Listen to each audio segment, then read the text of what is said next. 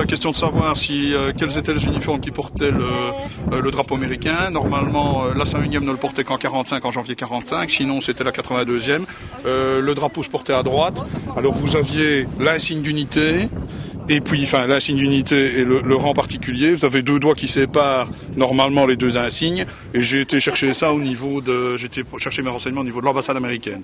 Pour savoir comment, en termes d'uniformologie, comment les gens s'habillaient. Maintenant, il y a une erreur au niveau de mon uniforme.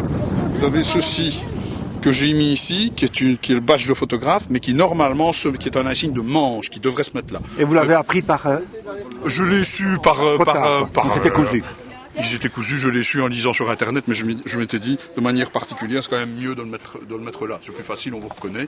Au niveau du casque, je vais dire que la tendance était variable. Vous aviez official photographer, vous l'aviez en blanc, en petit caractère, vous l'aviez en jaune. Ici, il est en jaune fluo, il est en jaune beaucoup trop agressif. En général, c'est un jaune moutarde. Vous pouviez l'avoir en blanc, en jaune ou en plus petit caractère. C'était très variable. Il n'y avait pas de règle à ce sujet-là. En fait, on prenait le casque qu'on pouvait.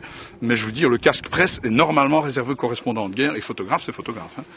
Et sinon, au niveau du reste de l'uniforme? Le reste de l'équipement, c'est un uniforme standard de parade de la 82e. Ceci c'est le casque, ceci c'est le sac qui normalement reprend les cartes et qui pourrait reprendre les films normalement.